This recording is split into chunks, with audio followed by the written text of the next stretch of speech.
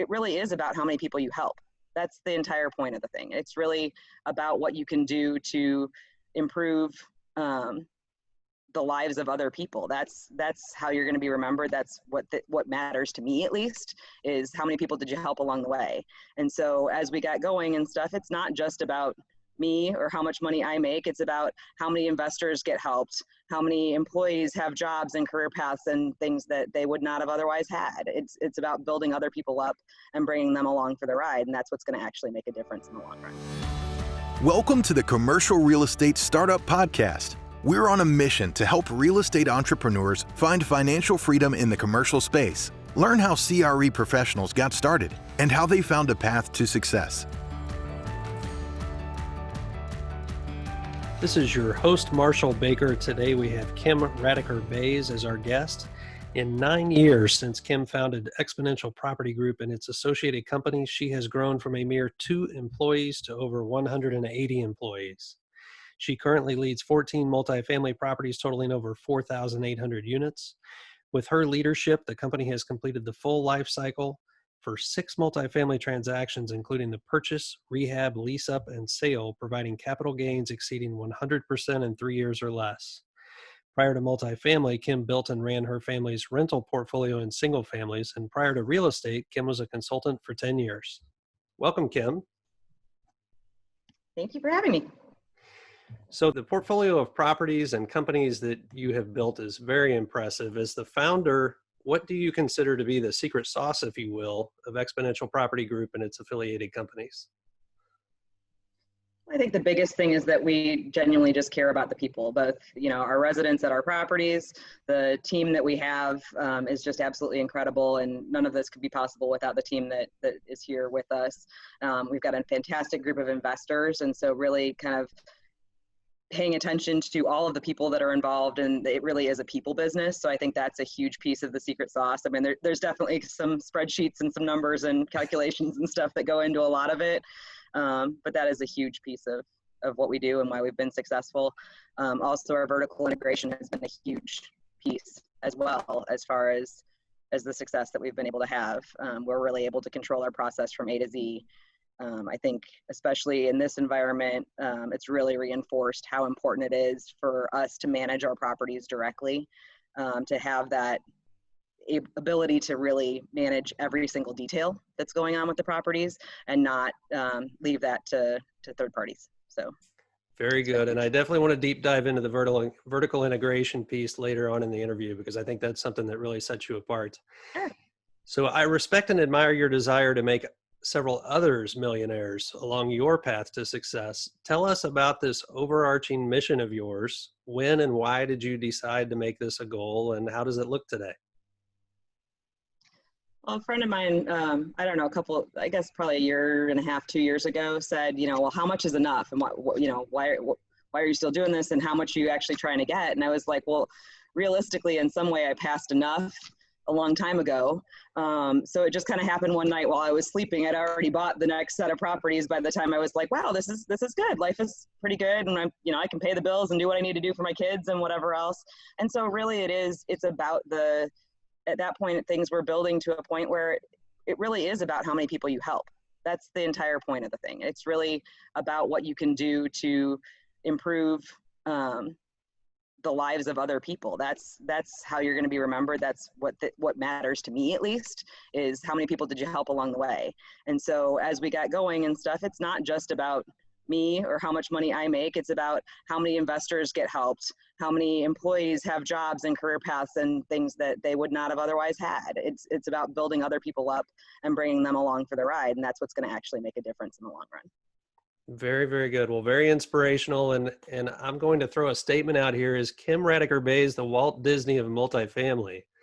So those would be some pretty big shoes to fill. I don't know that I can claim that exactly, but. So for those of our listeners that are watching us on YouTube, I want to share a vision map from Walt Disney from 1959.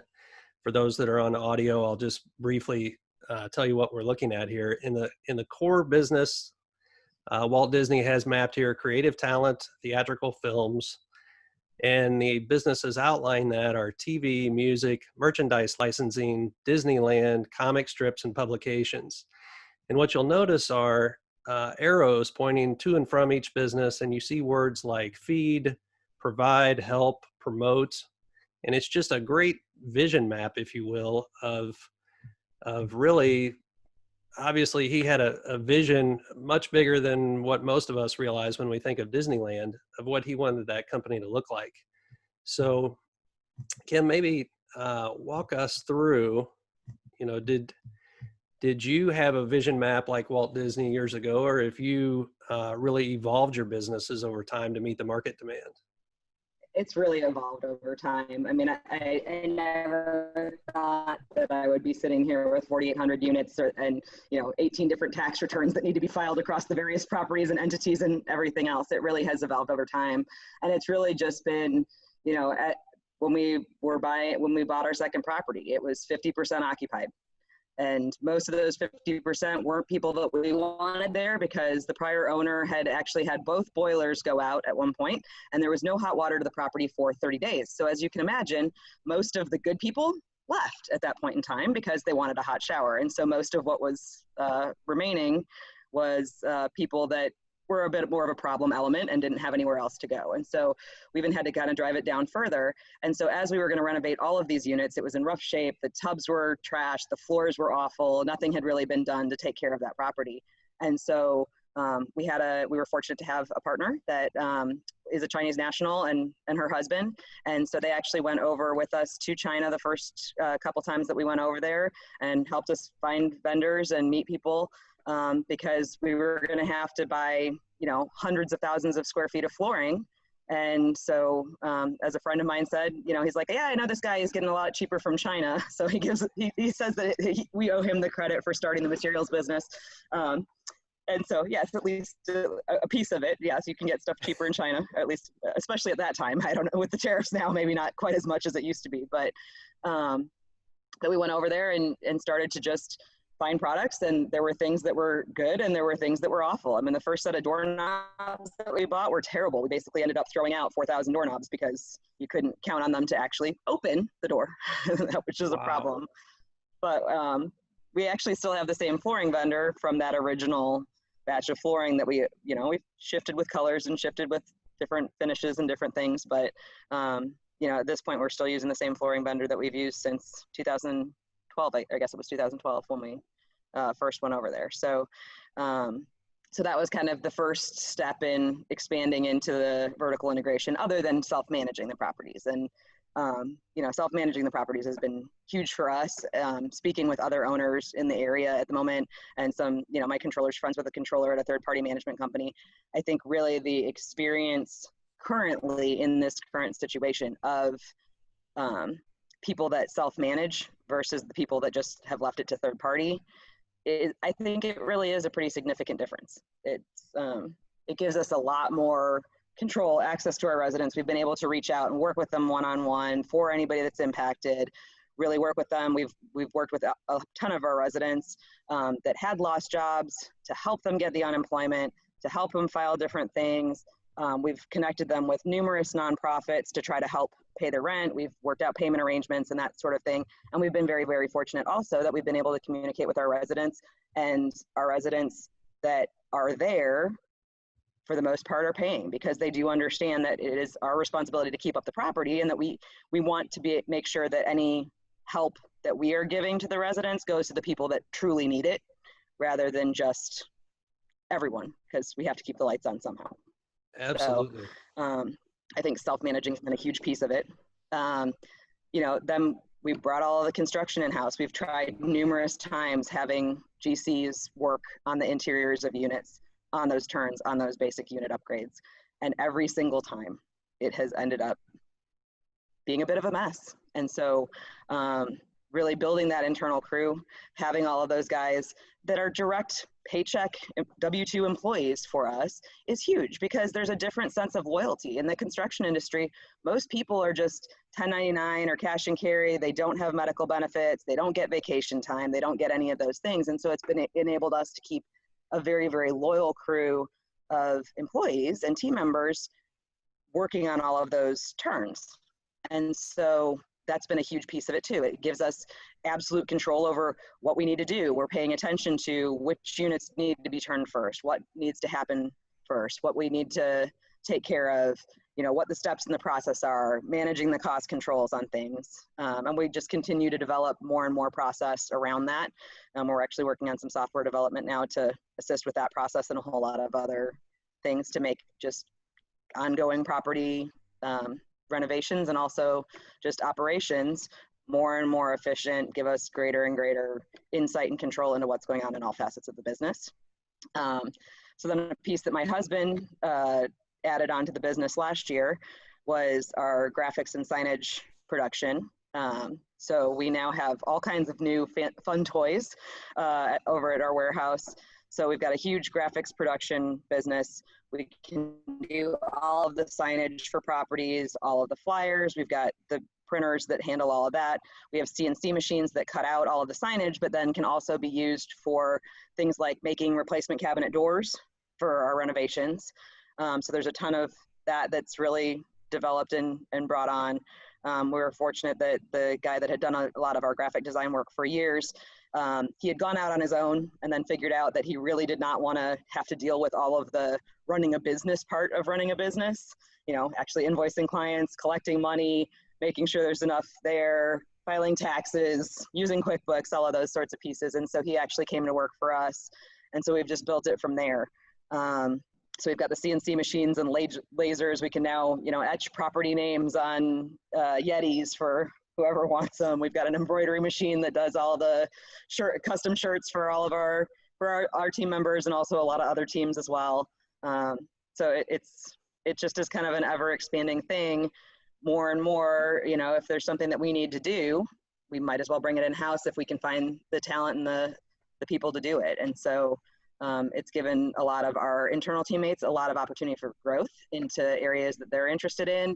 It's given the opportunity for us to expand product offerings and bring other people in that have certain expertise. So it's been a really cool journey, but no, I was not the visionary of Walt Disney that drew all that out to begin with. It's just whatever makes sense at the time. We kind of look at it, and if it makes sense to expand. I mean, our warehouse started out as a 2,500 square foot small warehouse space, and over time we expanded that to 4 of those spaces that were all kind of connected together to 10,000 square feet. And then just recently in January, moved out of that space at the end of December and into our new space, which is 40,000 square feet almost, between the office graphics production and then the warehouse piece itself. So, I mean, we've got all of the pick lines set up now and all kinds of really cool innovations that Matt's really been working on and his team over there. And that's been, it's pretty incredible. We recently had a separate podcast on blind pools and funds to buy distressed assets. This is a sweet spot of your business model. Can you share your thoughts and any advice to investors on what they should be looking for? Sure. I mean, oftentimes we have done blind pools. The biggest thing is, in order to be competitive, at least in the prior world, we'll see where things turn out once kind of the market reopens and properties are exchanging hands a lot in terms of whether or not we're back in a hard money environment. But for years, it's been a very upfront hard money environment in order to win the property deals that we want. And so oftentimes we have done the blind pools because I need to know if I'm going out and trying to spend 5 million or 50 million in investor capital in terms of what I'm bidding on, what size of properties we want to go after and all of those sorts of things. And so that's one of the biggest reasons we've started capital raises for properties. I don't want to put investor funds at risk by, oh my gosh, we have to raise $15 million in the next 3 weeks or everybody's going to lose out on things. And so that's been a big piece of it. And obviously there's always stuff that gets funded right at the end. We have a lot of investors that are like always trying to be the last one in, and some of those manage to squeak in just under the line, and sometimes they've also missed out and sorry guys, we're full, so it kind of varies as far as how things go, but that's one of the biggest reasons that we've done the blind pools, is so that we really know what it is that we're targeting. Are we trying to buy 1 property? Are we trying to buy 5 properties? What do we need to do? What size properties should we be evaluating? Very good. So we are recording this on May 22nd of 2020. Are you working on anything that our listeners may want to hear about, or Any details you want to share with us today? Maybe get the inside scoop? We don't have any funds currently open, any capital raises currently going. Probably in the not too distant future, my guess is we'll look to buy some stuff. We certainly are evaluating opportunities. It's a little bit slower as far as the transactional market at the moment, but stuff still does come across our desk. A few things that fell apart due to the crisis, a few things that are, operators that are struggling a bit. So we see some of those things. Overall, nothing too enticing just yet, but we continue to evaluate opportunities all the time. We do have a couple properties that we're in the process of selling. So especially if those go through and that capital frees up, we'll definitely be continuing to look for opportunities and look for stuff, but no capital raises right at the moment. Very good. Very good. So you once purchased a completely vacant multifamily building and successfully turned it around. Can you share with us that experience? And would you do it again? That was a pretty massive undertaking. We're still like in the very final stages of leasing up the last building. So basically the story on that one, it's a 656 unit property. It was built in 3 phases, and one of the phases was completely vacant when we bought it. It had been down for at least 13 years that we know about. Wow. So when we bought it, we actually bought all 3 phases from a single owner. They had bought 2 phases from the prior owner and 1 from the bank that had foreclosed on the other thing. So the best that we've been able to ascertain is probably that they started a massive renovation on it.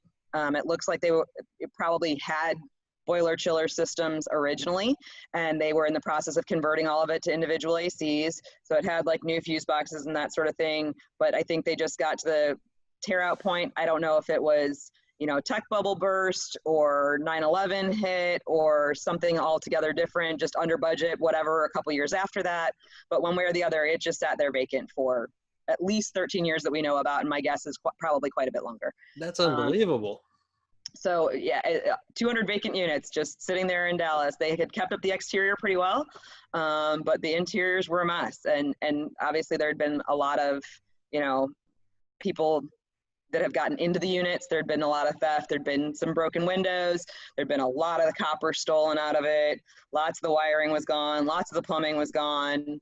Lots of the sheetrock was damaged. So it has been a pretty massive undertaking to get all of those back online. We got one building back online relatively quickly, I guess. And then when the inspector came out to the second building, they said, well, you can't have electrical boxes in your closets in new construction. I said, it's not new construction. This phase was built in the 70s. What are you talking about? That slowed things down a little bit because we had to wait for actual verification that they weren't going to make us change something. We didn't want to roll through the next, all the rest of the buildings when that was still a question. So we had to slow things down for a little bit, then get that ramped back up. That was another time that, it takes a lot of labor to do these things. Even when we had finished stuff, we had some third parties doing some work on some of the units to try to just speed things along at one point. And they had various issues where they hadn't sealed off plumbing. And so then we finally turned the water onto that building and suddenly there's water gushing through the walls. So, fix that and move on with that. And so it has been a pretty massive undertaking. There's just a lot of things that you don't even quite think. I mean, these are sewer systems that hadn't been used in 15, 16, I don't know, however many years. So, there was a decent bit of that work that had to be done. That's pretty major stuff. So it has been quite the undertaking, but it's basically right at its resolution now, 2.5 years later. And, wow. I'm very glad that we had all of the internal systems and all of the personnel in-house to handle so much of that. I mean, I can't even imagine having to do that if we were remote ownership group, if that was far away from home, if we couldn't go over there, check on stuff, if we didn't have people on our team to really dig in and work on that personally. So would I do it again? Yes. I probably would budget slightly differently for it, both in a time frame mostly, and a little bit on expense side too. It's always just a little bit bigger than what you expect. But the biggest piece was definitely the time. The time was the piece that you can't always control. And like I said, there's a lot of stuff with the city and different pieces like that slowed things down a bit that are just always beyond your control. But those are one of the things that I keep learning over and over again is you can't control the city. So. Well, and it sounds like you were really the natural buyer for that property because there are not many organizations or founders such as yourself that are really vertically integrated and could take on a project like that. It's just too daunting, I think. So glad to hear it ended well. Absolutely. It So, ended well. It ended very well. so surprisingly many large multifamily properties source materials at the few big box home supply retailers, as opposed to a wholesale route such as your renovations materials company. And I think your company really fills a big gap in the market. Can you walk us through the value proposition for your investors and customers, and what's your delivery footprint look like? Are you just Texas? Maybe tell us more about the renovation materials. Sure, absolutely. So like I said, we've got a brand new, much expanded warehouse. That's actually been one of the things that has been sort of nice with the slowdown, because while we are still renovating, most groups in town are not. So it's unfortunate to have business slow down in some respects, but also it gave us a lot of time to really improve and perfect our systems, work out all of the kinks with the pick line at the new space, reorganize things, get all of our production stuff really handled. And so we have an ever expanding product line. We try to keep it very narrowly focused in terms of exactly what fits, the multifamily renovation space, what those general trends are. We don't need to have 18 different faucets. One vanity faucet or two vanity faucets of different styles are perfectly fine to suffice for multifamily renovations. You don't want to reinvent the wheel every single time that you do a new unit. So that's one of the big things that we're able to offer. The biggest thing is we really have developed our logistics. And so that's what we can really offer to other owners, is that logistics piece. And like I said, we're working on some software development that will make that even easier and even more smooth. But we will come out, walk through all of the floor plans at the property, get counts of every single thing that's needed. So your manager can just call and say, I have a vacant A1 that I'm going to need a box for. And we will deliver one box that has everything that's needed: ceiling fan, the towel bars, the cabinet pulls, faucets, everything that owner has selected, along with, we know how many boxes of flooring are going to be needed, all of those things delivered right to the place, so that that stuff is in there, that you have the right materials. You can take everything over at one time to avoid your maintenance team or construction team running back and forth to the shop all day. Put everything, unpack everything, put everything up, pack it all back in a box, toss the box in the dumpster, and you're done. So that's really what we've been focused on. We've managed to build relationships with Trane and GE to add the HVAC and appliances to our product line now. So that's been a really big thing. One of the things that we do that's a bit unique is that we use all vinyl plank throughout all of our units. So we don't use any carpet. On the first property that I did, we had carpet. We were concerned about noise and other things. And so especially on the second floors, there's carpet in the bedrooms, carpet in the living room, tried to break it up with some vinyl in between. And what I found is, if there's a resident that you move in that then flakes out very, very quickly, they will have spilled red Kool-Aid in each room. So, was tired of replacing carpet, and it cost as much to clean it as it did to replace it half the time. And so we've really transitioned to fully vinyl plank. It's great. It stays cleaner. We're able to replace pieces if something does get scratched or damaged in some way, but for the most part, it's just a much more resilient product. And after having done thousands of units now, we really don't have any noise complaints. Well, I love it. Extremely high value, and you're seeing and living this world every day, and the benefactors are really the owners that are seeking you for materials. So if you will, walk us through a typical day for Kim Radaker Bays, if there is such a thing. There probably is not such a thing, and particularly not right now. So right now it's trying to get I actually have some tutors helping my kids with homeschool stuff, so that I've been able to get back in the office and work on stuff. So they actually kind of have their own little office suite in our office building at this point in time to do their homeschool stuff. So that's been a little bit chaotic, but really just working through. We've been spending a lot of time on the software stuff. We've also been I've been working diligently on, we have now created a foundation that will be to benefit the families affected by autism. So both of my boys, they're 13 years old, have autism. And so I understand the toll that takes on parents. And so we've created the Martha's Ranch Foundation in order to really take care of those parents. So we're trying to build some camps that will have opportunities for families to really go and have fun together. Also some individual camps for the kids, some respite spots for the parents, create like a really great environment where people can connect both in person and virtually, because that's one of the biggest pieces is that parents are just very isolated. It's hard to take your kids over to friends' houses and whatever else when you don't know exactly what they're going to do, and you're afraid that they might get into food that they're not supposed to have and things they're not supposed to get into and whatever else. And so that's been one of my big quests at the moment, is probably those two things. I'm definitely very involved in any final decisions on acquisitions and policies and the rest of it, but I've got an absolutely outstanding team that handles a lot of the day-to-day stuff at this point. So a lot of my time gets to be really spent on vision of the future, what we can do to improve process, the software development that we're doing, and then also building the foundation to really help other families that are impacted in the way that we have been, that might not have the financial resources that we've been able to create. Well, what a noble effort. That is fantastic. How does one learn more or involved or engaged with the Autism Foundation you're creating? So it's marthasranch.org is the website. There's not very much up there yet, but we're working on all of that. It's pretty new. We just got everything filed with the IRS last month, and so waiting for all of the approvals to come through. But that'll be a big piece of on the properties that we're selling now.